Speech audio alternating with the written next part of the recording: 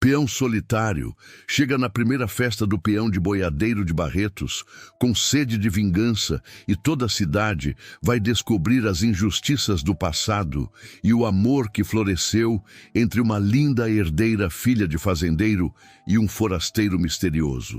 Era o ano de 1956. Enquanto as rádios do Brasil, com vozes empolgadas e promessas de um futuro luminoso, tocavam os sonhos de um novo país, e Juscelino, com seu otimismo vibrante, falava em 50 anos em 5, existia um outro Brasil. Um lugar esquecido nos mapas oficiais e nos discursos grandiosos. Um lugar onde mulheres permaneciam silenciadas, onde cartórios eram usados para justificar crimes e mortes, muitas vezes não eram registradas, ecoando sem lápides. E era por essa terra árida, cortada por uma estrada, que parecia uma ferida antiga com cercas retorcidas, que ele voltava, por uma promessa que parecia enterrada profundamente naquele solo ressequido. O sol do meio-dia, implacável, queimava o asfalto recém-aberto da estrada Barretos-Colina. O calor ali não era apenas um fenômeno do clima, mas um traço de personalidade da própria terra. Naquele caminho, onde o tempo andava devagar, entre o barulho distante de um caminhão que sumia no horizonte e o zumbido incessante dos insetos que pareciam cantar a canção daquele lugar, ele surgiu.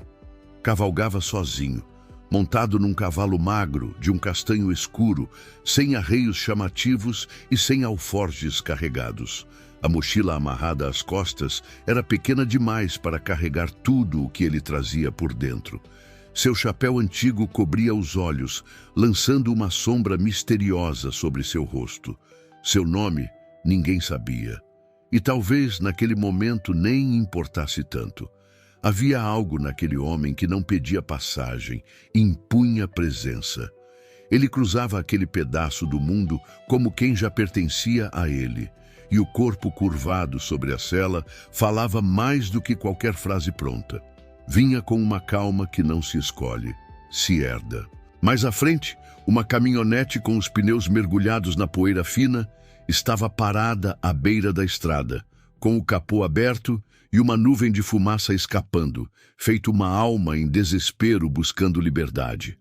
Ao lado do veículo, uma mulher jovem limpava o suor da testa com o dorso da mão, demonstrando uma irritação contida. Não usava vestidos delicados como as moças da cidade. Vestia blusa branca, com um decote que arejava o corpo e suscitava desejos, e calça jeans simples e botas de quem trabalha. Ela não parecia assustada nem frágil. Quem a conhecia, sabia. Era filha única de um dos fundadores do grupo de fazendeiros que agora organizava o primeiro grande rodeio de Barretos. Havia firmeza em seus gestos e pressa no olhar, mas também um cansaço que não vinha apenas do calor. Vinha de dentro. Era o tipo de mulher que aprendeu cedo a depender da própria coragem. Ele parou o cavalo a poucos metros, sem dizer palavra. Observou a cena por um instante que pareceu mais longo do que era. Então desceu, amarrou as rédeas num tronco seco e se aproximou do motor. Não pediu licença. Também não sorriu. Apenas olhou, tocou com cautela os cabos e, num gesto preciso, reencaixou uma peça solta com a destreza de quem aprendeu mais na prática do que nas palavras. A caminhonete tossiu 2 vezes num esforço e então voltou a respirar. O motor roncou novamente. Ela o observou em silêncio. Havia algo naquele homem que a incomodava, mas não por ameaça, por mistério. Era como se ele fosse parte de um tempo mais lento, mais denso, mais carregado de histórias que ninguém mais contava. Ela assentiu em silêncio, uma gratidão muda em seus olhos. Mas antes que pudesse agradecer, ele já montava de novo. Apenas fez um leve aceno de cabeça, voltou para o cavalo e seguiu o caminho. E desapareceu, deixando atrás de si uma trilha de poeira e interrogação. Ela quis perguntar o nome, saber de onde vinha, por que não dissera nada. Mas a pergunta não saiu. Ficou presa na garganta, junto com algo que ela mesma não entendeu. Só sabia que aquele rosto, escondido entre sombra e poeira, não sairia da sua memória com facilidade. Ele era lindo, forte e confiante, mas não era isso. Era algo a mais. Ela era acostumada a chamar atenção por sua beleza, mas desta vez parecia que nada disso importasse. Ele simplesmente virou as costas e foi embora, deixando uma dúvida e muitas sensações. Ao entrar em Barretos, o peão atravessou uma cidade transformada. As ruas, ainda de terra batida, estavam agora cobertas de cartazes coloridos com nomes de comitivas, horários de provas e fotos envelhecidas de peões montando em touros bravos. As comitivas haviam chegado das zonas rurais do Triângulo Mineiro, do interior de Goiás, do sul de Minas e do Mato Grosso, e Barretos ganhava vida como nunca antes. Havia música saindo das janelas, um cheiro peculiar de boi misturado com perfume barato, bandeirinhas penduradas entre os postes e um burburinho que só aparece quando o povo sente que algo importante está prestes a acontecer. A lona do circo, montada ao lado do campo principal, marcava o palco da primeira festa de peão, reconhecida na região. Na época, as arquibancadas ainda eram de madeira e o chão era batido com as botas dos que ali se reuniam. O som dominante era dos berrantes, das sanfonas e dos gritos entusiasmados das comitivas. E tudo ali parecia estar prestes a eclodir em um espetáculo inesquecível, um marco na história da cidade. Ele passou despercebido por muitos, mas não por todos.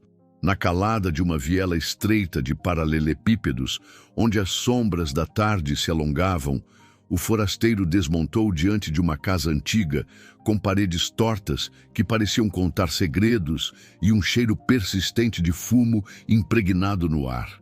Um senhor abriu a porta com o susto de quem, de repente, se depara com fantasmas do passado. Os olhos do velho demoraram a se acostumar à imagem daquele homem à sua frente. Mas então, uma ação capturou sua atenção. Um pequeno objeto sendo retirado do bolso do colete puído do forasteiro. Era um anel de ouro, antigo, marcado com as iniciais S.A. O velho baixou os olhos, como se a visão do anel o tivesse transportado de volta a um enterro, a uma memória dolorosa e esquecida. Enquanto o anel trazia à tona memórias soterradas para o velho, a jovem que organizava as barracas de mantimentos e a escala dos músicos para o rodeio retornava para casa, sacudida pela sensação de que algo havia mudado, ainda que não soubesse nomear o quê. Na sala da fazenda, encontrou seu noivo, Leôncio, sorrindo com a empáfia de quem acredita que já venceu antes mesmo da competição começar. Ele era o favorito da cidade, neto de um homem temido, herdeiro de terras que poucos ousavam discutir. Ela ouviu os nomes dos inscritos sendo comentados em tom de piada pelos rapazes, até que um deles lhe entregou a ficha de inscrição de um dos competidores. Com uma voz carregada de deboche, leu alto o nome de um dos últimos a se registrar, um tal de Santiago Andrade Neto. Foi como se o tempo estalasse. Ela congelou. Sentiu o nome bater fundo no peito, reconheceu nele uma memória ancestral, algo enterrado na história de sua família. Será que era o mesmo homem da estrada, pensava ela. Mas não era só isso. Andrade era o sobrenome que seu pai costumava evitar nas conversas desde que ela era menina. Um nome antigo, vinculado a uma história mal contada de disputa de terras, de sangue derramado e de um sumiço inexplicável. E ali, naquele instante, ela sentiu que o homem da estrada não era qualquer um. Ela não sabia a profundidade do que acabara de acontecer, mas aquele reencontro, tão breve e silencioso na estrada, acabara de mudar sua vida para sempre. Santiago Andrade Neto era alguém que voltava de longe e vinha para acertar contas com o passado. Enquanto a cidade inteira se preparava para a festa, para as provas emocionantes, para os aplausos retumbantes que preencheriam o ar. Um reencontro antigo, involuntário e profundamente silencioso já havia acontecido.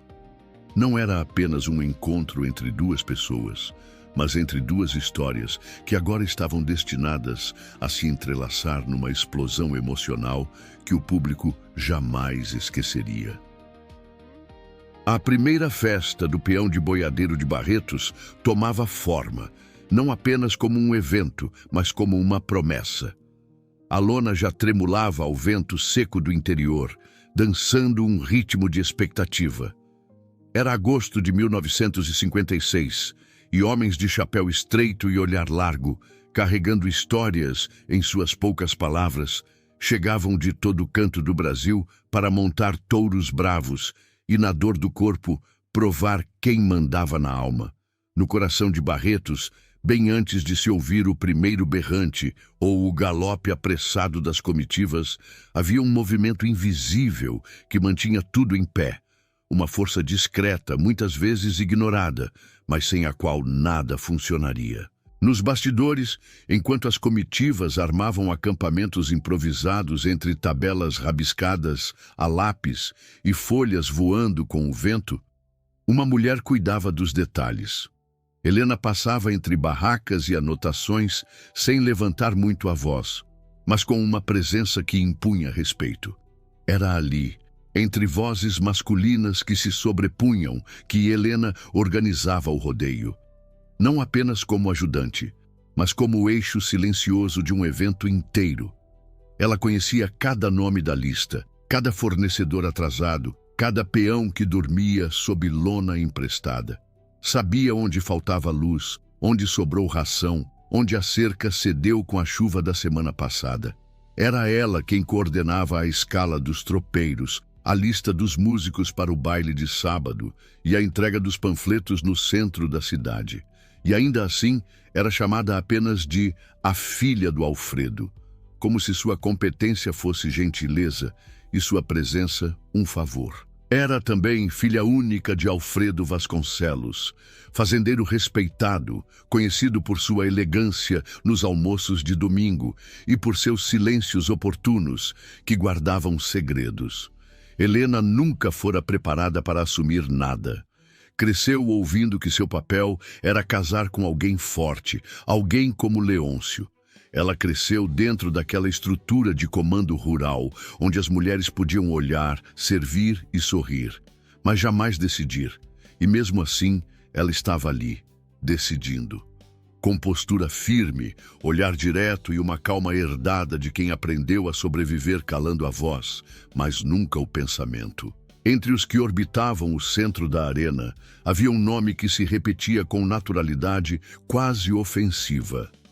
Leôncio Albuquerque, filho de fazendeira e dono de cartório, conhecido na cidade como Cartório Lágrimas de Viúva, neto do temido coronel Hilário de Albuquerque, que havia feito fortuna vendendo gado e comprando terras de viúvas assustadas que assinavam qualquer coisa no cartório do genro. Algo que ninguém falava muito, mas todo mundo sabia. E Helena também, mas com o tempo, aprendeu a não perguntar. Leôncio era exatamente isso.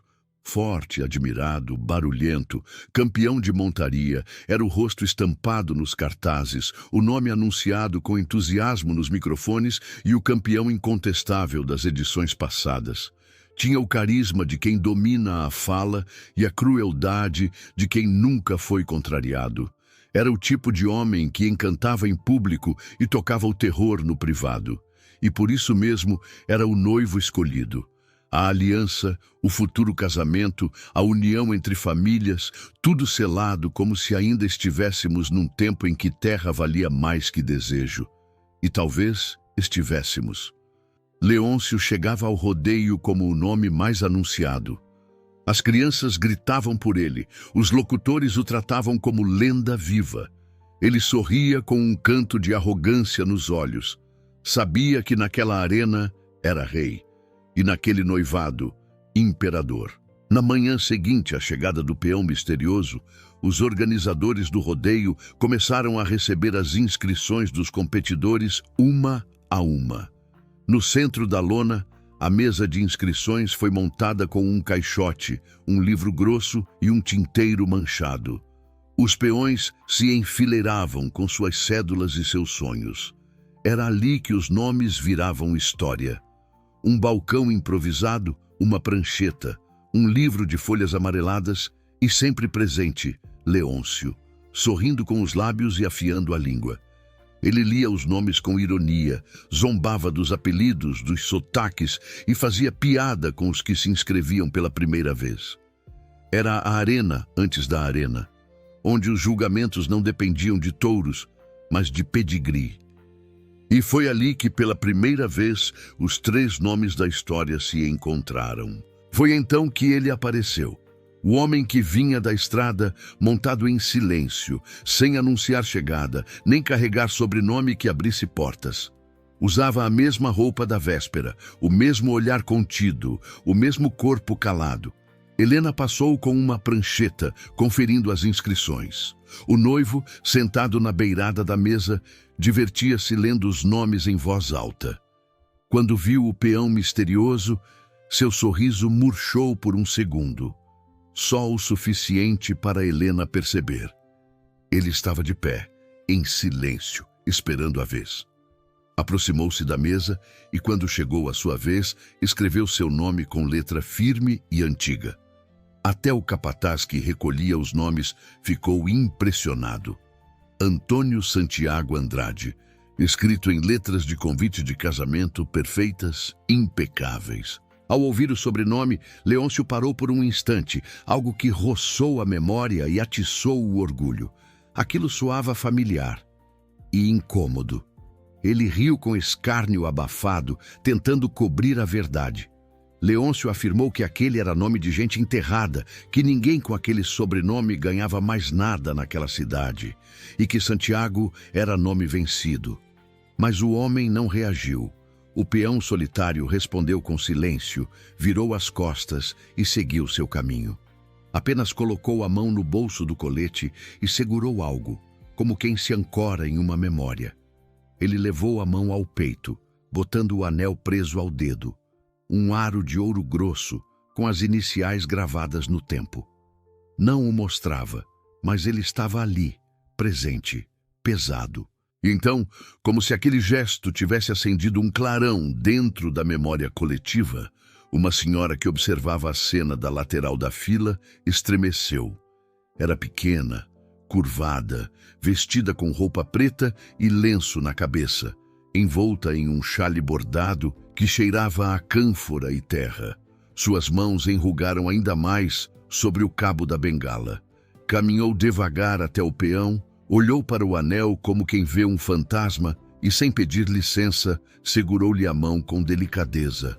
Beijou o ouro com reverência e, com a voz embargada pela idade e pelo que não se esquece, sussurrou para a mulher ao lado que aquele anel era do velho Santiago, que Deus o tivesse e que o haviam matado por aquelas terras, diziam. Depois, recuou, com o mesmo respeito que se tem diante de um túmulo recém-florido. O silêncio se instalou ali, como se o ar tivesse ficado mais denso e ninguém fez nada nem respondeu. Ninguém riu, ninguém ousou fazer piada. Helena ouviu, mas fingiu que não, embora um olhar fixo no anel, e não no homem, revelasse que pela primeira vez ela via a história da cidade inteira caber num único gesto. Leôncio também ouviu, mas riu mais alto, tentando cobrir a verdade que ressurgia. E o peão apenas olhou para o chão batido, como se ali, sob a poeira da arena, ainda vivesse algo que o tempo não conseguiu enterrar. O locutor do rodeio terminou de anunciar a lista dos primeiros competidores. No alto-falante, o nome dele ecoou pela primeira vez, reverberando pelo ar da arena: Santiago Andrade Neto. Na arquibancada improvisada, um velho tirou o chapéu e fez o sinal da cruz, com a solenidade de quem reconhece uma maldição, voltando para casa. E foi ali, naquele instante breve como uma faísca, que os três polos da história se encontraram. O homem que herdava a mentira, a mulher que carregava a dúvida e o forasteiro que voltava com a verdade brilhando no dedo. Nada mais seria como antes, ainda que nem todos soubessem. O céu de Barretos amanheceu de um azul impiedoso. tingindo a paisagem com a promessa de um dia tão quente quanto a expectativa que queimava na cidade. A lona do rodeio, um gigante de pano erguido com a força do dinheiro de uns e o suor de outros, tremulava ao vento seco do interior como uma vela prestes a incendiar, refletindo a energia que pulsava em cada canto. Era o primeiro dia de provas e a cidade inteira parecia respirar mais rápido, seus pulmões inflados pelo cheiro de poeira e pelo burburinho crescente. As comitivas formavam fileiras apertadas ao redor da arena, rostos marcados pelo sol e pela ansiedade. Os locutores, com vozes que já começavam a ecoar a lenda, testavam os alto-falantes, e os touros, pressentindo o que viria, batiam as patas contra a madeira dos bretes com uma impaciência rústica, como se também estivessem prontos para a batalha, ao som de sertanejo que ainda naquela época não chamavam de raiz. Ele estava lá, imerso naquele caldeirão de sons e esperanças. Entre os outros peões, não se destacava pela roupa. Sua camisa era velha, quase um pedaço daquela terra. As botas empoeiradas pela jornada, o chapéu sem ornamento, simples como ele. Mas havia algo na postura, uma quietude calculada, um tipo de silêncio que impunha respeito sem precisar de gritos. Quando seu nome, Santiago Andrade Neto, foi chamado, poucos prestaram atenção. A maioria já imersa na própria excitação. Era apenas mais um entre tantos, apenas mais um homem tentando segurar o tempo com as pernas sobre um animal indomável. Mas quando o portão do brete se abriu com um ranger pesado e o touro saltou para a arena, liberando sua fúria contida, o burburinho cessou. A arena inteira parou. Ele não montava com fúria, com gritos ou gestos grandiosos. Montava com uma precisão quase sobrenatural, cada músculo do seu corpo em sintonia com os impulsos imprevisíveis do animal. O corpo não balançava e os olhos não piscavam, fixos no horizonte, numa concentração que parecia alheia ao caos. Cada segundo parecia mais longo, uma eternidade suspensa quando ele estava sobre o animal. O touro girava com violência, arqueava o dorso numa tentativa desesperada de derrubá-lo, ameaçava quebrar os ossos do peão e da própria arena, e ele permanecia, inabalável, como se conhecesse aquele movimento de antes, de outras quedas, de outras dores. Como se já tivesse caído inúmeras vezes e agora recusasse cair de novo, sua resistência não era apenas física, mas uma promessa silenciosa de que não seria vencido. Ele queria mais que todos e ninguém tinha o fogo da vingança queimando no peito como aquele peão solitário. Quando o sino tocou, anunciando o fim dos 8 segundos, houve um silêncio que não era comum, mais denso que o ar.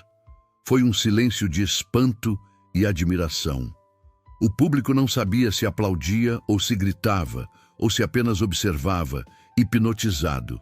Ver aquele homem descer do touro, caminhar com a mesma calma até a cerca e sair da arena sem olhar para trás, sem buscar reconhecimento, deixando para trás um rastro de admiração e interrogação que gerou uma onda de burburinhos por toda parte.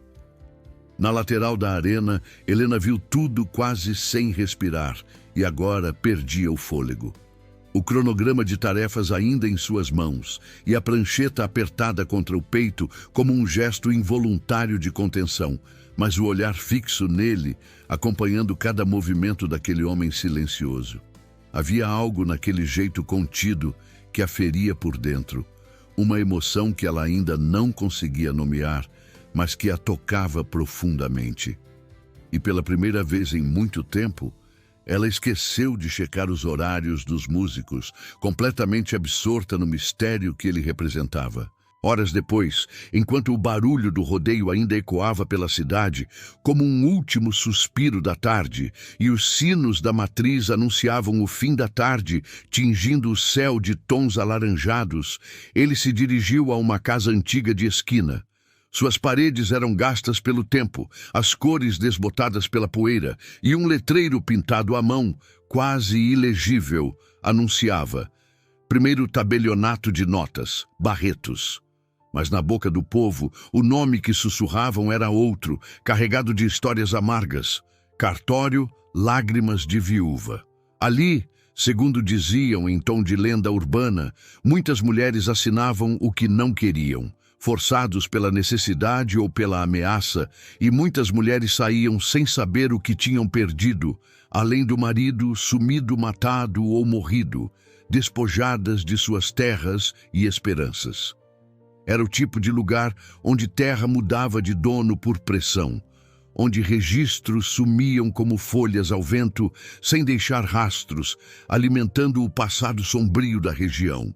Ele entrou sem cerimônia, sua presença calma, contrastando com a fama do lugar. O escrivão era um homem baixo, que vestia um paletó amarrotado e voz cínica que parecia raspar a alma. Ergueu os olhos com desconfiança. Quando ouviu o sobrenome Andrade e a palavra fazenda, enrugou a testa, um sinal inequívoco de que memórias incômodas haviam sido despertadas. O escrivão afirmou, com uma pressa quase ensaiada, que os livros antigos não estavam mais ali. Inventou que tinham se perdido numa reforma, que ninguém lembrava direito de como eram as assinaturas do tempo do coronel Hilário. Mas os olhos dele tremiam com uma confissão silenciosa de culpa, assim como as mãos claramente traindo a mentira com um tremor incontrolável. O peão não discutiu, e como sua calma era a melhor das respostas, apenas saiu, com a certeza de quem sabe que a verdade não morria. Apenas se escondia, esperando o momento certo para emergir. Ao anoitecer, a luz da cidade se acendia em pontos amarelados e a cidade se entregava aos bares de esquina. As mesas eram de madeira gasta e os copos pequenos de cachaça beijavam os sorrisos bêbados, tentando afogar as preocupações do dia. Num deles, com a fumaça de cigarro e as conversas altas preenchendo o ar, ele encostou para tomar um café preto forte e sem açúcar, para sentir a amargura da bebida, em sintonia com o peso que carregava. Foi ali que Helena o encontrou novamente e, de surpresa, sem querer no meio de tantos homens de chapéu. Ela havia saído do galpão de mantimentos, procurando o silêncio que a agitada festa não oferecia.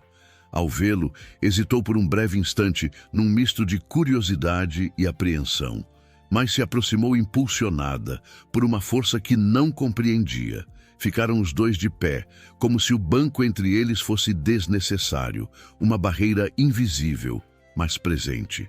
Ela quebrou o silêncio e, olhando nos olhos dele, agradeceu pela ajuda com a caminhonete, pensando de onde tirou coragem para ir falar com ele e onde perdeu a vergonha de falar com um estranho no meio de tanta gente conhecida.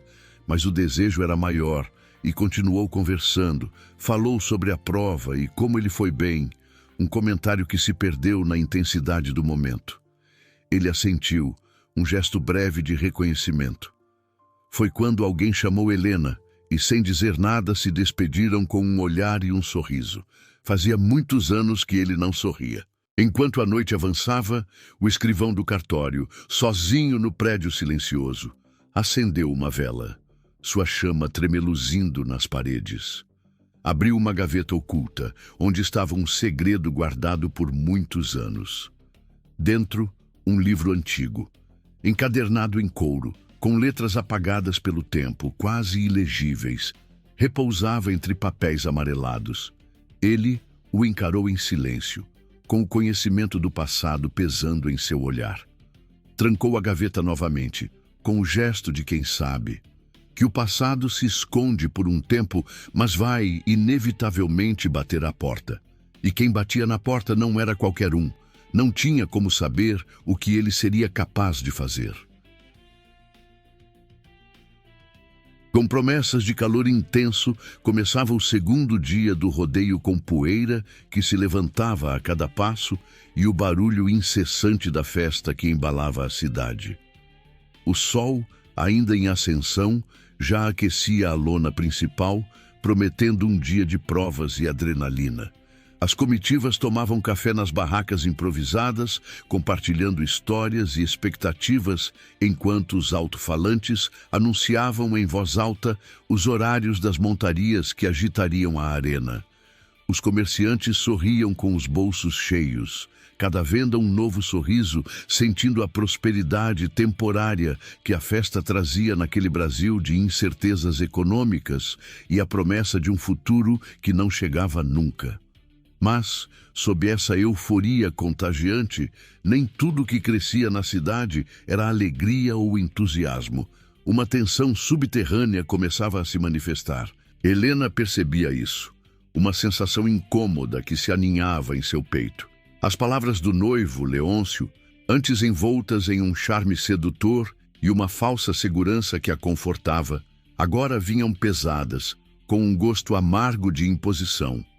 Leôncio se mostrava impaciente com seus horários apertados, com seus compromissos incontornáveis no evento, com suas opiniões sobre a programação dos shows, que ele considerava irrelevantes diante de sua própria importância.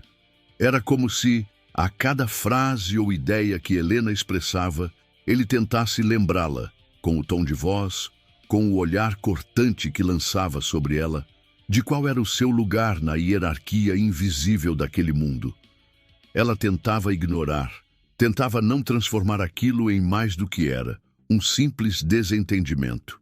Mas seu corpo sentia a pressão, reagindo antes mesmo que sua mente processasse a dor. Sua garganta secava, a voz parecia sumir em meio ao barulho. E suas mãos tremiam levemente quando precisava explicar mais uma vez que não era dela a decisão sobre os telões que seriam instalados, ou sobre os valores pagos aos músicos que animariam o baile. Nem tudo ela controlava na organização do rodeio, e mais importante, nem tudo ela queria aceitar em sua vida. Enquanto isso, a sombra da verdade começava a se estender sobre a cidade. Alfredo, um dos amigos mais antigos e fiéis dos Medeiros, com o semblante carrancudo e os olhos agitados pela preocupação, sussurrou a Roberto Medeiros, o patriarca e o verdadeiro mandante do crime, que aquele forasteiro poderia atrapalhar os planos do casamento e desenterrar segredos há muito enterrados. Roberto Medeiros, um homem cuja frieza se equiparava apenas à sua crueldade, franziu a testa. Ele compreendeu imediatamente o perigo que o retorno de um Andrade representava. Ainda mais depois que ele viu os 8 segundos em cima do touro na noite anterior. Aquele forasteiro não era um peão qualquer. Era uma bomba-relógio prestes a explodir. O homem que todos chamavam de forasteiro, Antônio S. Andrade, se dirigia novamente ao cartório. Na primeira visita, lhe negaram tudo, com desculpas esfarrapadas e olhos que tremiam. Mas algo no silêncio do escrivão, na forma como a mentira se retorcia nos olhos dele, havia soado como um pedido de retorno, um sinal de que a verdade, por mais escondida, esperava ser encontrada. E ele voltara, impulsionado por essa intuição e pela certeza de seu propósito. O prédio era o mesmo. Paredes altas, cheiro de papel mofado e tinta velha que pareciam impregnados com séculos de burocracia e segredos. Mas dessa vez, ele entrou sem pedir licença. Sua calma agora carregava um peso, uma autoridade silenciosa. Em meio ao alvoroço contido da cidade que vibrava com a expectativa do encerramento do rodeio, um velho homem de mãos trêmulas e olhos marejados, num gesto furtivo e carregado de anos de medo, ele retirava, de dentro de uma pasta escondida sob o assoalho de madeira, um conjunto de documentos envelhecidos pelo tempo e marcados pela opressão. Era diferente dos outros registros amarelados, encadernado com couro cru, guardando histórias que o tempo tentara apagar.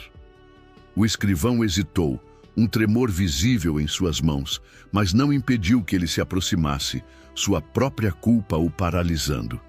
Na metade do livro, entre as escrituras de compra e venda da Fazenda Boa Esperança, aquela mesma que hoje era propriedade do avô de Leôncio e fonte de seu poder, tinham páginas faltando, rasgadas e talvez para sempre perdidas. Mas em outra pasta que o escrivão mostrou, havia um tesouro que valia mais que muitos quilos de ouro, o testamento de seu avô. Um documento amarelado, dentro de um envelope puído pelo tempo. No testamento, ficava bem claro que todas as terras seriam passadas diretamente para o neto, uma criança na época. Era uma carta longa que continha toda uma explicação e uma acusação. O cartório Lágrimas de Viúva jamais poderia ter feito a transferência das terras sem a assinatura de Santiago Andrade Neto. Portanto, a viúva não poderia assinar nada depois da morte do marido. E por isso, a escritura da fazenda era falsa, o documento de compra e venda era falso. Mas havia mais um verdadeiro tesouro, uma certidão de nascimento. A certidão de Santiago Andrade Neto, confirmando sua linhagem direta, seu verdadeiro nome de batismo e sua inegável conexão com o avô. Um golpe do destino que o empurrava para o centro de uma vingança que já não era apenas pessoal, mas a redenção de um legado. A farsa havia sido desmascarada. Era mais uma peça do quebra-cabeça que ele tinha guardado na mochila. O velho não disse uma palavra. Sua garganta estava embargada pela emoção e pelo medo. Apenas entregou os papéis a Santiago, o peão solitário, com olhos marejados de alívio e pavor. Ele pediu a Santiago, com uma mão trêmula sobre o braço do rapaz, que não dissesse a ninguém de onde aqueles documentos preciosos vieram. O velho confessou que já havia enterrado provas demais em sua vida, que já perdera irmãos por tentar fazer o certo, por ousar desafiar o poder. Antônio assentiu, um compromisso selado com o olhar. Prometeu que, quando tudo aquilo passasse, ele voltaria e que ninguém mais precisaria ter medo naquela cidade. Ele fechou os documentos com a mesma calma com que havia entrado, o som abafado do couro ecoando na sala. Saiu do prédio com a mesma tranquilidade, sem carregar nada nas mãos, sua postura inalterada. Mas dentro da mochila, ele começava a carregar não apenas as provas, mas uma verdade perigosa, cujo peso era invisível, mas tão real quanto aquele anel de ouro. A noite em Barretos era como um abraço denso de cheiros familiares. A poeira recém-assentada, misturada ao aroma inconfundível de gordura quente, vinda das poucas barracas que ainda serviam comida. Os gritos e aplausos vibrantes da arena haviam se calado por fim, substituídos por uma quietude que convidava à introspecção. O som dos berrantes, que por horas pautara o ritmo da festa, agora era substituído pelas conversas baixas, pelos risos tímidos que escapavam de grupos pequenos, pelos passos arrastados de quem já sentia no corpo o peso extenuante do dia e a promessa de um amanhã tão ou mais exigente. Perto do curral central, em meio à penumbra da noite, uma banca de madeira coberta por lona improvisada ainda permanecia acesa, um farol acolhedor na escuridão. Duas lamparinas pendiam nas laterais, balançando suavemente e iluminando com um brilho dourado as garrafas térmicas de café e uma bacia de alumínio cheia de pastéis recém-fritos, exalando um perfume que convidava à pausa. Era ali, naquele refúgio simples, que muitos peões vinham encerrar a jornada e digerir as vitórias e as dores do dia. Ele estava ali, Santiago, mergulhado na própria quietude, sentado num caixote virado, com a xícara de café quente entre as mãos, os olhos fixos no chão batido da terra, como se ali pudesse encontrar respostas. Os dedos, marcados e endurecidos pela corda do laço e pelo contato bruto com a lida, revelavam a labuta. Os ombros ainda curvados e doloridos da pancada sofrida na montaria da noite anterior denunciavam o impacto físico. Mas a cabeça, embora o corpo estivesse exausto, permanecia erguida, uma postura desafiadora de quem ainda não tinha terminado o que veio fazer naquela cidade e tinha se classificado em todas as provas até então. Helena se aproximou da banca sem fazer alarde, quase como uma sombra na penumbra. Usava uma camisa escura, os cabelos presos com um lenço, e em seu olhar havia uma dualidade perturbadora. Uma inquietação profunda que a consumia, misturada a uma coragem recém-descoberta que a impulsionava. Não sabia o que exatamente a levava até ele, que força invisível a puxava para aquele lugar e para aquele homem. Mas sabia, com uma certeza inegável em seu íntimo, que precisava ir. A mulher da banca, Dona Francisca, com sua sabedoria popular e olhos que tudo viam, a reconheceu de imediato. Ela cumprimentou Helena com afeto genuíno. Disse que o pastel estava quentinho como o coração de moça apaixonada. E, sem cerimônia, puxou conversa com a simplicidade de quem conhece a alma das pessoas. Ela olhou para Antônio e então para Helena, e disse que aquele peão ali era diferente, quieto, educado, mas firme, e que olhava no olho e agradecia até a borda do copo. Dona Francisca finalizou, dizendo que torcia por ele, pois gente assim tinha coisa boa por trás. Helena sorriu com educação, agradecendo o pastel e o café. Pegou a xícara e, sem se anunciar com palavras, apenas com a presença, sentou no caixote ao lado do dele, sentindo o calor da xícara em suas pernas. A conversa entre os dois começou como sempre começa, entre dois desconhecidos tentando parecer tranquilos, falando do clima abafado que persistia, do público do rodeio que crescia a cada dia e do boi que quase virou manchete naquela manhã, por pouco não causando um desastre. Ela comentou sobre a banda que viria de Uberaba no sábado, tentando preencher o silêncio com algo leve. Ele apenas ouviu, sua quietude parecendo uma barreira. Mas, pela primeira vez desde que se encontraram, ele respondeu com frases inteiras, suas palavras saindo ponderadas, revelando uma voz grave e firme. Era estranho como ele não parecia arredio ou desconfiado. Apenas contido, como se guardasse um universo dentro de si. Ela, aos poucos, foi deixando o protocolo de lado, a formalidade se dissolvendo no ar da noite. Foi falando do pai e da responsabilidade esmagadora de ser herdeira de uma fortuna em terras e imóveis e filha única, do peso invisível do nome que carregava. Ela expressou que às vezes se sentia mais uma funcionária que uma filha em sua própria casa. Ela compartilhou que o noivado com Leôncio havia sido construído pelos outros, por acordos e conveniências que não envolviam seus sentimentos, e que ultimamente não se reconhecia mais no espelho, sentindo-se uma estranha em sua própria vida. Ele a olhou pela primeira vez de verdade, não com piedade por sua vulnerabilidade, nem com desejo, como muitos outros, mas com respeito, um reconhecimento silencioso de sua força e sua dor. Talvez até aquele momento ela nunca tinha sido ouvida de verdade, e aquilo tirou um peso dos ombros que carregava há muito tempo. Ela perguntou então o que ele fazia ali, naquela cidade distante de tudo. Por que decidira vir para aquele rodeio, que para ele parecia apenas um meio e não um fim?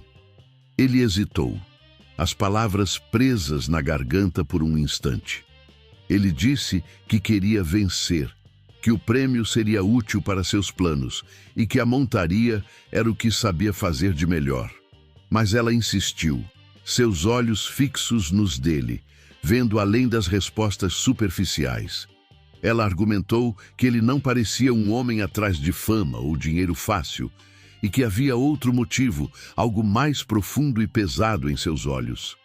Ele respirou fundo, como se tomasse coragem para desenterrar uma verdade antiga. E contou. Ele revelou que estava ali por vingança, que havia coisas mal resolvidas naquela cidade, marcas de um passado sombrio que precisavam ser corrigidas. Explicou que nomes tinham sido apagados dos livros deliberadamente e terras roubadas das mãos de quem as possuía por direito em atos de pura injustiça. Ela se calou, as palavras dele reverberando no ar. O vento balançava levemente a lona da banca, um eco de seus próprios pensamentos agitados. A lamparina, com sua luz tênue, os deixava entre luz e sombra, como se aquele segredo compartilhado os envolvesse em um palco íntimo e dramático. Os dois ficaram em silêncio por um tempo que parecia não passar, apenas a respiração um do outro preenchendo o vazio. Então, ela falou, sua voz suave, mas firme, como um fio de esperança na escuridão. Ela disse que entendia a dor que ele carregava, que já tinha visto muitos homens se perderem tentando acertar contas com o passado, transformando-se naquilo que mais combatiam. Afirmou que, às vezes, se vingar era só mais uma forma de se machucar, de prolongar um ciclo de dor sem fim. Ela pediu que ele fosse embora, suas palavras não soando como uma acusação, mas como uma súplica desesperada, carregada de preocupação genuína. Ela pediu que ele não se destruísse por coisas que talvez não podia mais mudar, por um passado que parecia indelével. Era como se tivesse dizendo eu te amo, mas de outra forma sem nem mesmo saber ou se dar conta. Ele a olhou com um tipo de ternura que talvez não sabia que tinha em si, um vislumbre de humanidade em meio à sua determinação. E respondeu com a voz baixa, firme, sem pressa, como se cada palavra fosse um juramento. Não vim aqui para matar ninguém. Não é o sangue que me move. Vim para lembrar quem eu sou e pegar de volta o que é meu por direito. Ela não respondeu, a mente processando o peso daquelas palavras e a clareza de seu propósito.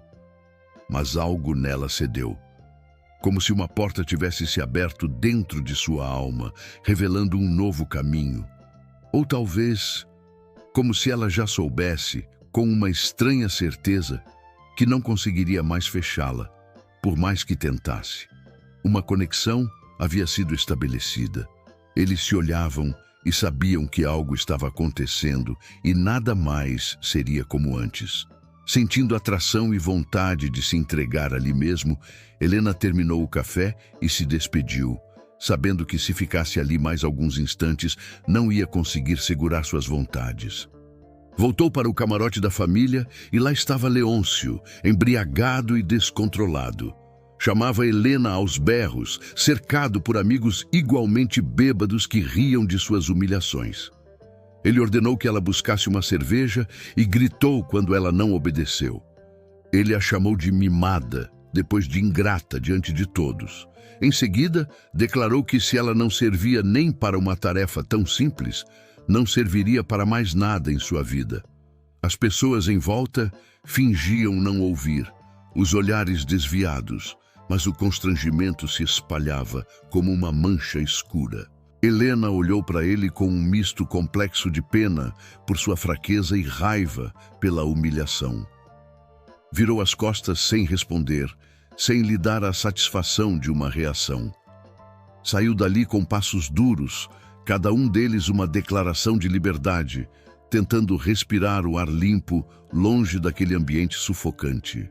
Naquele momento ela desistira de tudo e só pensava em beijar Santiago e saiu à sua procura. Ele estava encostado em uma cerca de arame farpado, sob a luz fraca de uma lâmpada pendurada por um fio improvisado, que criava um halo ao seu redor.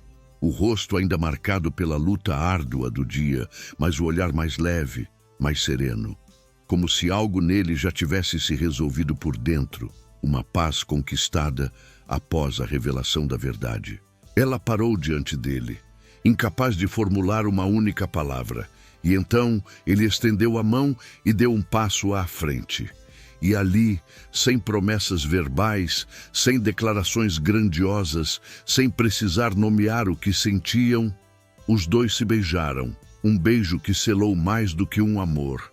Selou um destino. Foi nesse exato momento, banhado pela luz fraca da lâmpada, que Leôncio os viu, seus olhos injetados de raiva. E não viu sozinho, estava com o sogro, testemunhando a cena com horror. Apontou para os dois amantes, e juntos, pai e noivo, assistiram à cena com olhos carregados de ódio, um ódio ancestral, familiar. O pai tomado por um impulso furioso e descontrolado, aproximou-se deles.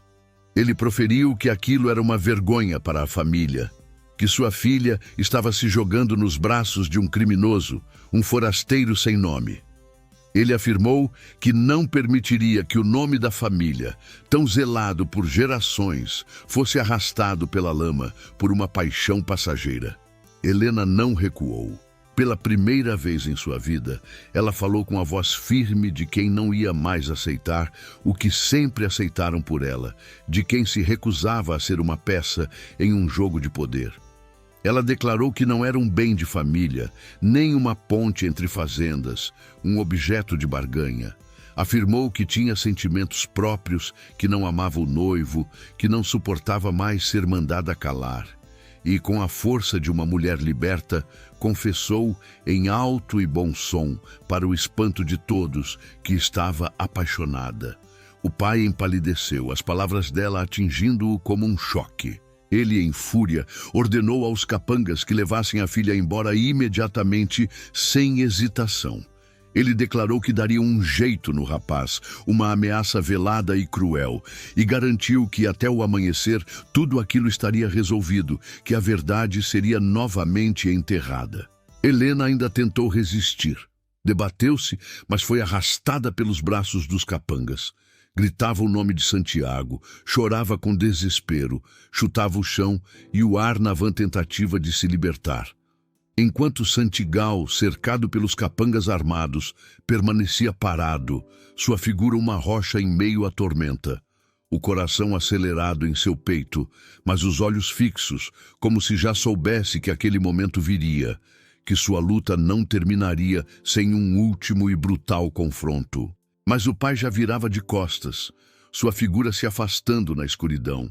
O noivo, Leôncio, trêmulo de ódio e humilhação, caminhava com os punhos cerrados, apontando a arma para a cabeça de Santiago, incapaz de conter sua fúria.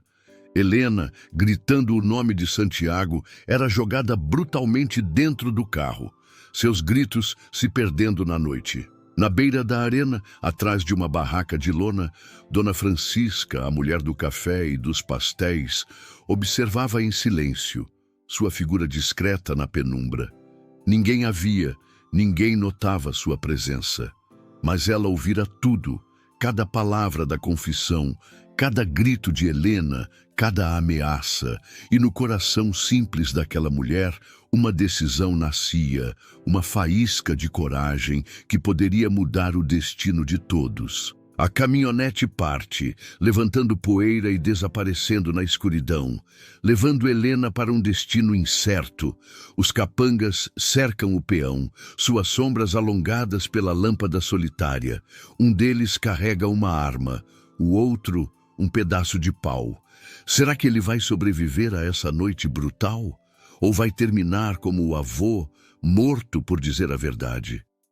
Para Helena, aquela noite seria o início de um silêncio que já não lhe servia. Um silêncio que se recusava a ser uma prisão.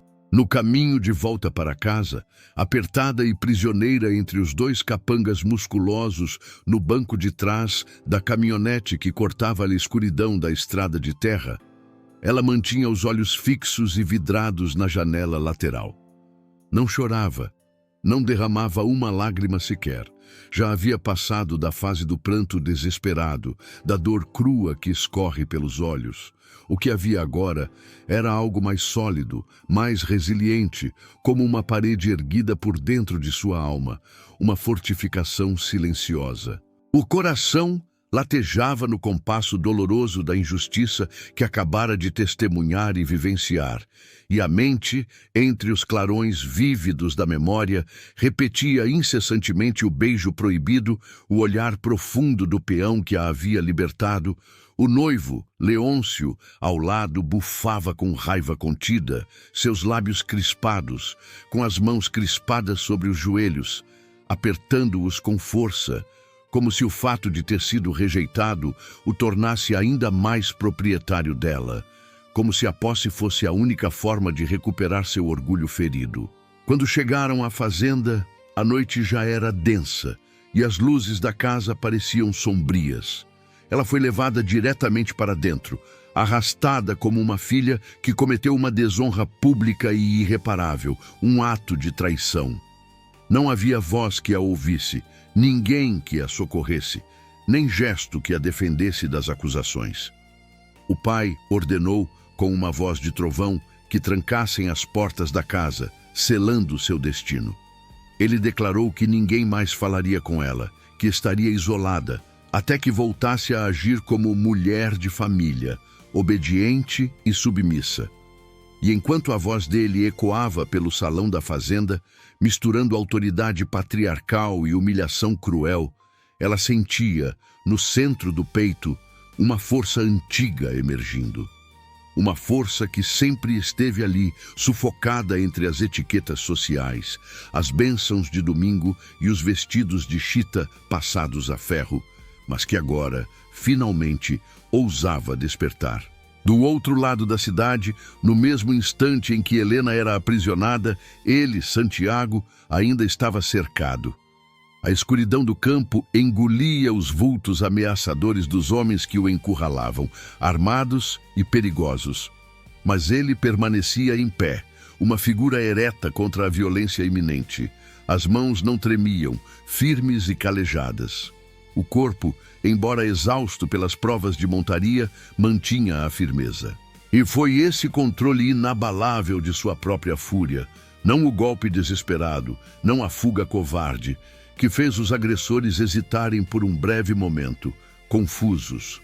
Os capangas, acostumados com o pavor, não esperavam encontrar um homem que os olhava nos olhos sem medo, sem vacilar, que não pedia perdão por sua existência, nem suplicava misericórdia por sua vida.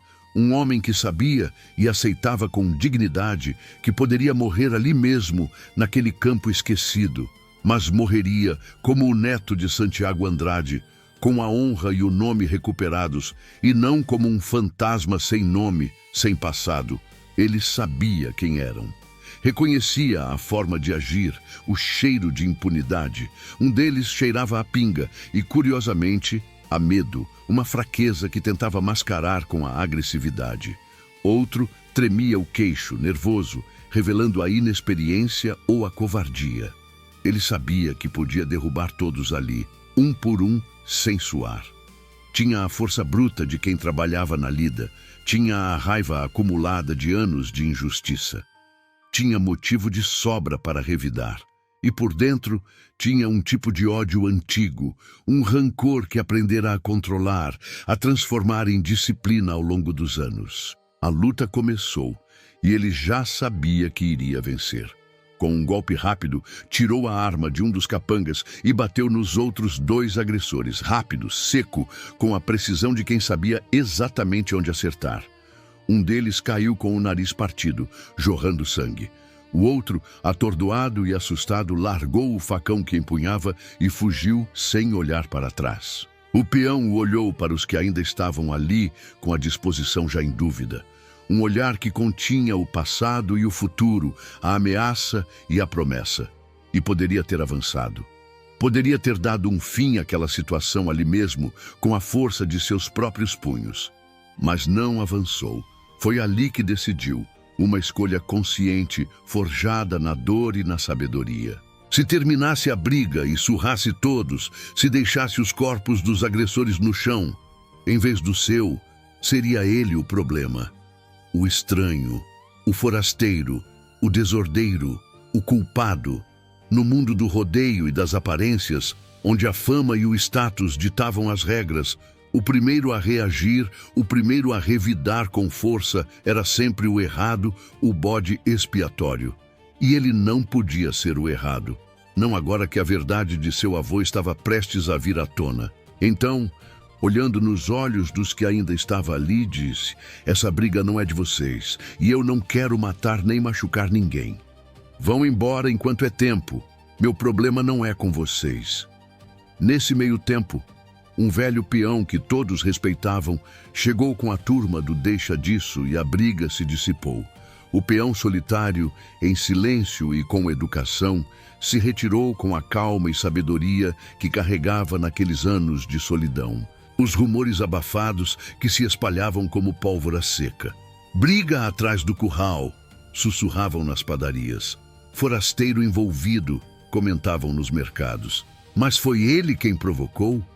Perguntavam os curiosos, tentando encaixar a narrativa. Dizem que o Leôncio nem encostou, falavam outros, já com a pulga atrás da orelha. A verdade era sempre mais complexa que os boatos. Na varanda da fazenda, em outro ponto da noite, o pai dela fumava em silêncio, a fumaça subindo no ar frio, planejando com frieza como limpar o nome da família e o escândalo da filha antes que a história se espalhasse ainda mais pela cidade. Mas o que ele não sabia, em sua cegueira, é que já era tarde demais. A cidade já sussurrava o nome do neto de Santiago, sua história ressoando. As comadres já falavam do beijo apaixonado que mudara tudo. Em pé, sob o céu estrelado e cercado por ameaças mortais, ele não se move. Permanece uma estátua de coragem. A respiração calma e controlada. A mente lúcida e focada. O sangue, ainda quente em suas veias, pulsando com a vida que ele se recusa a entregar. E a pergunta não é se ele vai vencer mais uma montaria, é se ele vai sobreviver à verdade que ousou contar. E entendeu que, a partir dali, a disputa no rodeio não era só pelo título de campeão, pelo troféu ou pela glória. Era por muito mais, era por amor, era por ela também. O sol do terceiro dia em Barretos não trouxe a mesma euforia dos anteriores. Pairava no ar uma expectativa tensa, um silêncio presságo que os berrantes e as sanfonas não conseguiam mais abafar. A notícia dos documentos encontrados no cartório Lágrimas de Viúva, levada pelo escrivão, que em um surto de pânico e remorso fugira para a delegacia na madrugada, clamando por proteção, espalhou-se como fogo em capim seco.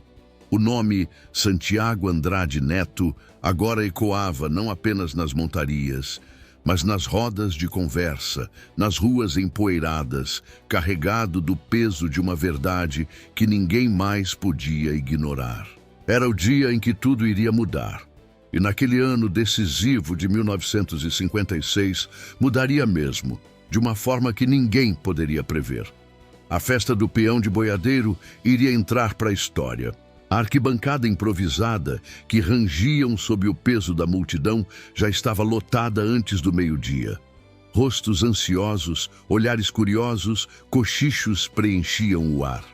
O locutor esgoelava-se em elogios inflamados ao talento e à bravura dos competidores, sua voz vibrando pelos alto-falantes e ecoando por toda a arena. Mas todos ali sabiam, com uma certeza quase palpável, que aquele dia não era sobre todos os peões que lutavam por um prêmio. Era sobre dois homens cujos destinos pareciam intrinsecamente ligados por uma trama antiga. Na arena, o público aguardava a final das montarias, mas a atenção estava dividida. Leôncio Albuquerque, ao entrar, foi recebido por um burburinho diferente. Os aplausos de antes foram substituídos por murmúrios, olhares desconfiados. Seu sorriso arrogante vacilou por um instante, revelando a fúria contida de um predador encurralado.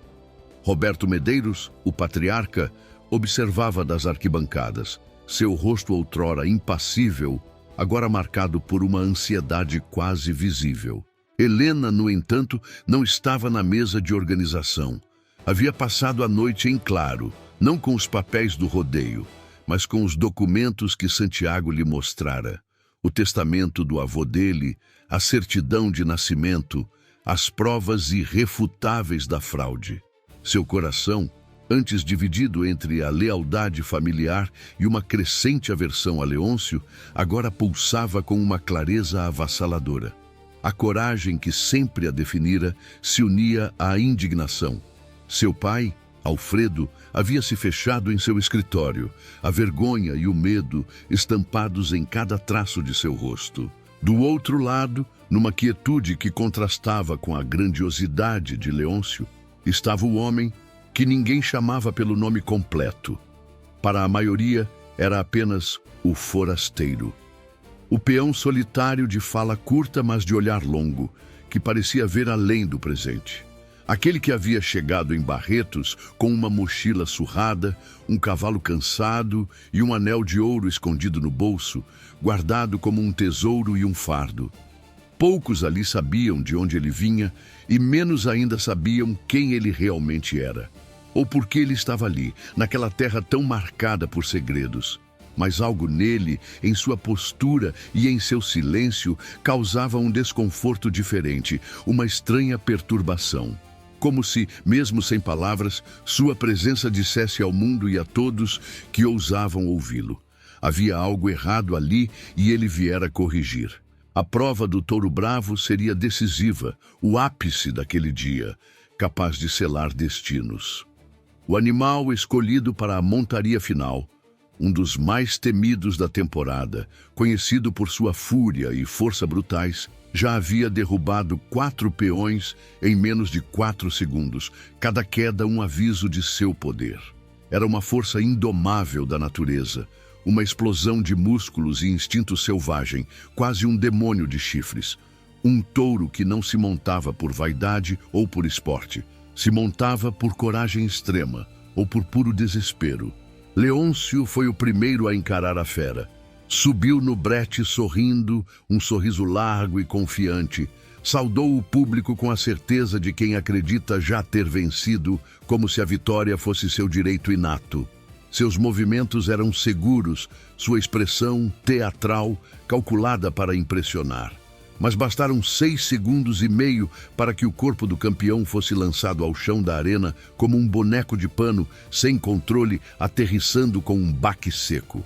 Levantou-se rápido, numa agilidade quase patética, fingindo que nada havia acontecido, limpando a poeira da roupa com arrogância.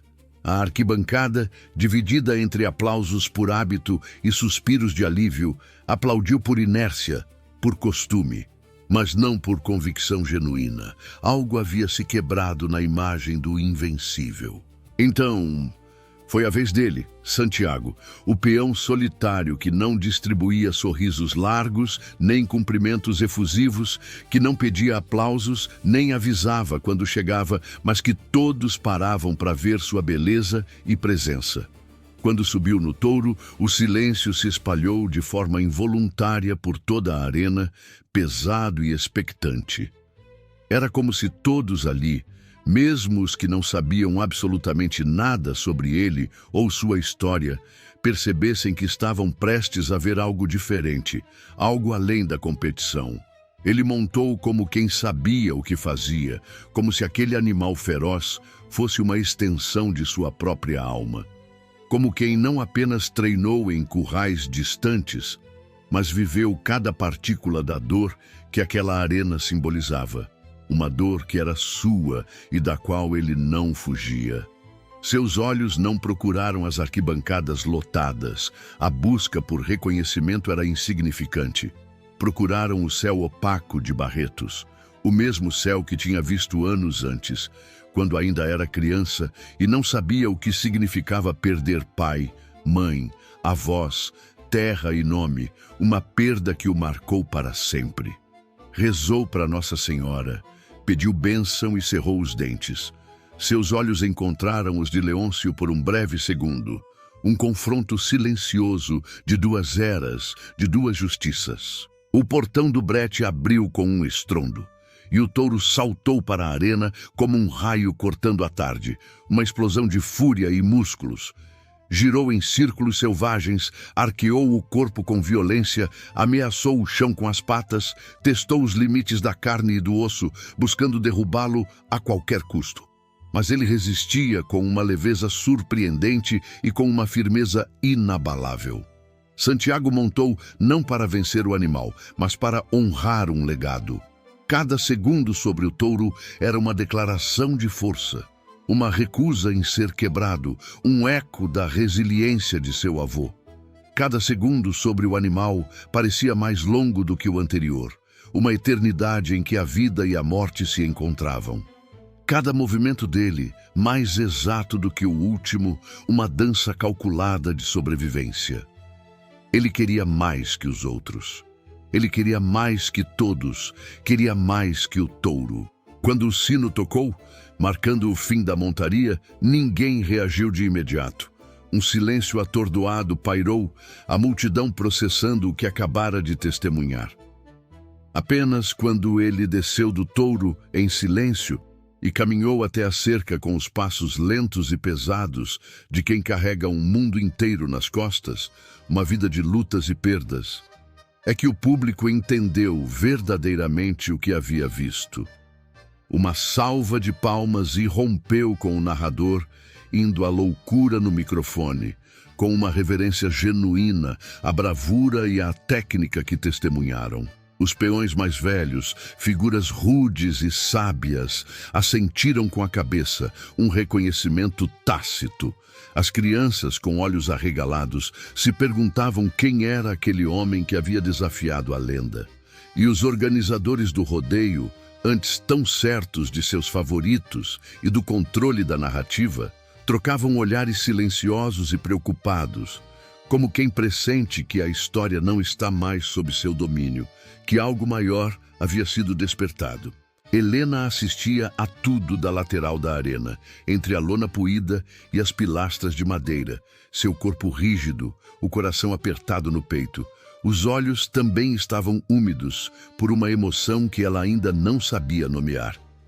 Mas sabia, com uma clareza que a atravessava, que aquilo não era apenas sobre touros ou disputa de peões, era sobre justiça, sobre coragem que desafia o poder, sobre lembrança que se recusa a ser apagada, era sobre vingança.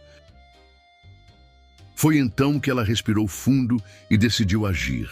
Helena, com o cinto de ouro do rodeio em uma mão e os documentos da Fazenda Boa Esperança na outra, subiu à arena. Seu rosto, antes uma máscara de controle, agora transbordava de uma determinação feroz. Ela não pediu licença, apenas se dirigiu ao centro, onde o locutor, surpreso, lhe cedeu o microfone. "Barretos!" Sua voz firme ecoou pelos alto-falantes, surpreendendo a todos. Esta cidade foi construída sobre suor e honra, mas também sobre segredos e injustiças. Ela ergueu os documentos, o papel amarelado tremendo levemente em suas mãos. Estes papéis provam que a Fazenda Boa Esperança foi roubada da família Andrade, o testamento de Santiago Andrade, avô deste homem. Ela apontou para Santiago, que a observava com uma mistura de admiração e alívio. Prova que as terras pertencem a ele, e a escritura que o cartório Lágrimas de Viúva usou para transferi-las é uma farsa. Um murmúrio de choque percorreu a multidão. Leôncio, lívido, tentou avançar, mas foi contido por um grupo de peões que também entenderam que era hora de se vingar de anos de humilhações do filho do coronel. Roberto Medeiros, vendo seu império ruir, tentou fugir, mas foi impedido por um velho tropeiro que sempre soube de tudo e esperou a vida inteira por aquele momento de agarrar o coronel Medeiros pelo colarinho e não deixar que ele fosse a lugar nenhum. Santiago Neto, mesmo sem saber, tinha dado a ele aquela chance de fazer justiça com as próprias mãos, literalmente. Naquele dia, a montaria final não foi sobre quem derrubaria o touro, mas sobre quem derrubaria a mentira. Leôncio Albuquerque, antes o rei da arena, foi desmascarado, sua arrogância substituída pelo desespero ao ver sua fortuna e reputação desmoronarem. A cidade, antes cega pela influência dos Medeiros, agora via a verdade com clareza. A notícia da confissão de Carlos Vasconcelos e da audácia inesquecível de Helena Vasconcelos havia explodido. Não em sussurros cautelosos, mas em clamores estrondosos que ecoavam de boca em boca, de esquina em esquina. O nome Santiago, outrora silenciado pelo medo e pela ganância dos Medeiros, agora reverberava pelas ruas, feiras e corredores como um trovão, a lenda que retornava não para uma vingança cega e sangrenta, mas para a implacável justiça que tardou, mas, em sua ressurreição, não falhara. A queda dos Medeiros era um espetáculo à parte, uma cena de desgraça anunciada. Leôncio Medeiros, com o orgulho pisoteado e a face manchada pelo desprezo público, não suportou o peso da humilhação. Fugiu como um rato acuado na madrugada, deixando para trás a promessa de um casamento desfeito e o amargor de uma derrota irreversível que o consumiria. A terra, que antes servia à sua soberba e ganância, agora testemunhava seu fim inglório. As fazendas que pertenciam aos Medeiros seriam, em breve, alvo de investigações e reparações. A teia de corrupção tecida por décadas começava a se desfazer, revelando a podridão por baixo do verniz de poder.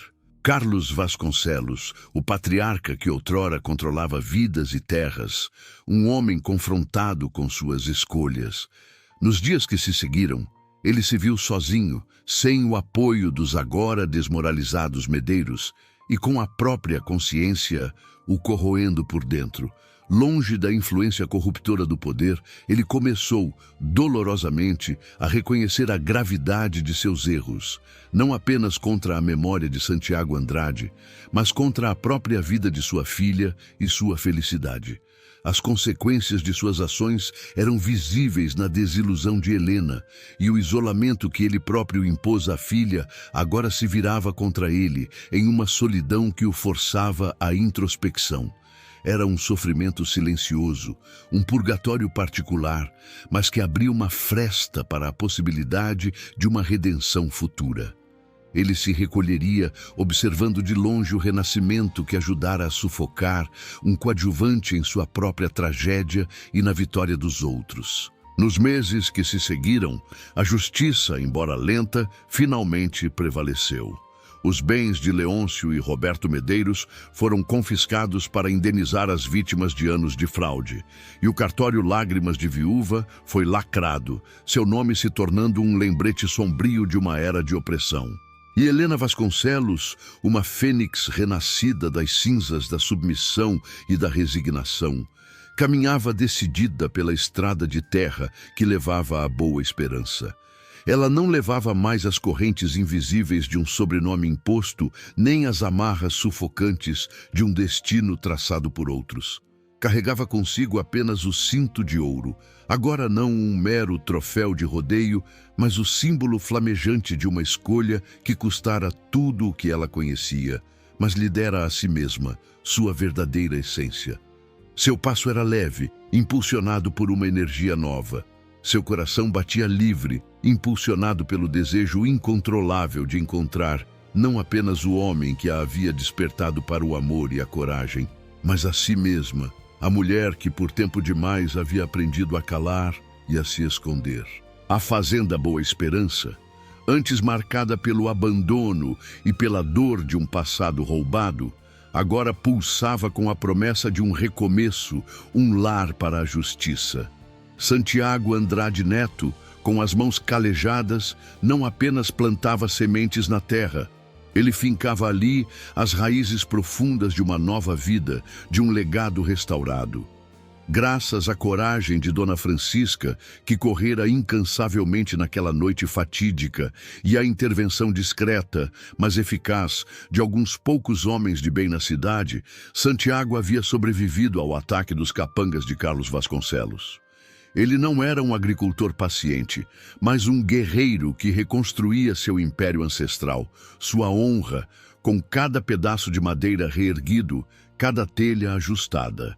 Aquele chão, palco de traições e assassinatos, seria agora o testemunho de sua vitória mais doce, a da construção, da vida que prevalece sobre a morte, da verdade sobre a mentira.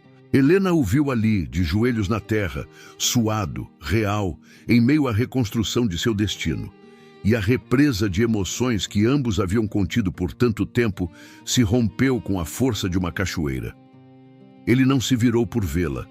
Ele a sentiu. A presença dela o invadiu. Os olhos se encontraram. Não em um olhar de reconhecimento, mas de explosão, de uma paixão reprimida que finalmente encontrava seu escape. A paixão, represada pela espera, pela luta e pela injustiça que os havia marcado, incendiou-os em um fogo inextinguível.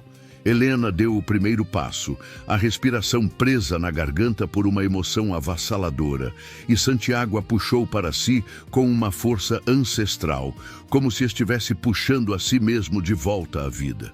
Suas bocas se chocaram em um beijo selvagem, urgente, um furacão de desejo e alívio que consumiu cada grama de dor e incerteza, cada resquício do passado.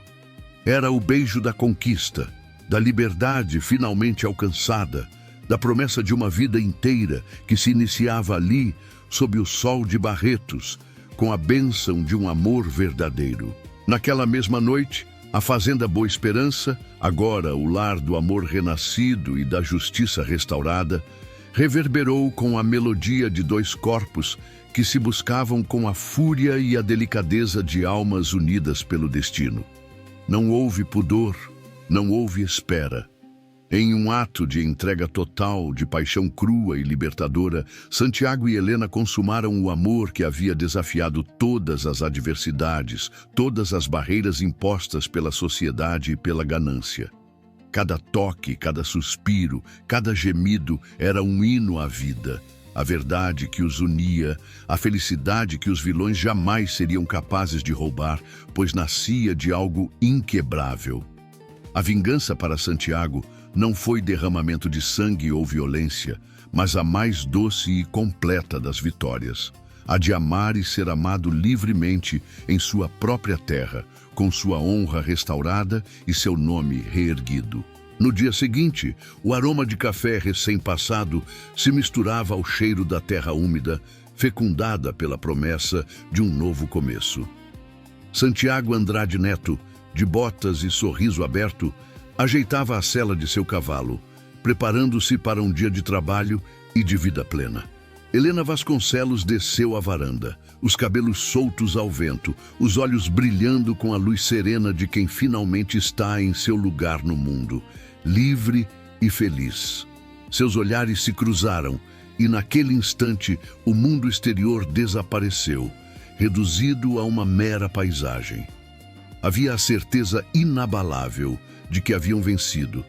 Venceram o ódio, a ambição desenfreada, a covardia. Venceram porque escolheram o amor mais puro e a verdade mais corajosa, os pilares de sua nova existência. Na parede da sala principal da Fazenda Boa Esperança, agora reformada e cheia da vida que sempre lhe fora negada, acima de uma nova mesa rústica, o anel de ouro de Santiago Andrade, o avô, não era um mero objeto pendurado. Era um relicário vivo, um troféu maior do que qualquer outro, um símbolo eterno de superação. Não gritava por vingança, mas pulsava com a memória de um passado superado e a promessa de um futuro indomável. Ele era o símbolo final de que tudo que nasce do amor e da coragem, quando fincado com a força inabalável da verdade e da justiça, não pode mais ser tomado à força, e sua essência permanece para sempre. Muito obrigado por ter ficado comigo até aqui. Muito obrigado por assistir. Por favor, deixe seu gostei e se inscreva no canal. Deixe seu nome nos comentários e diga de onde você está assistindo. Ao se inscrever no canal, você abençoa nosso trabalho e nos dá a força que precisamos para continuar a criar essas histórias que tocam nossa alma. Que você tenha um dia abençoado. Muito obrigado por assistir e se inscrever.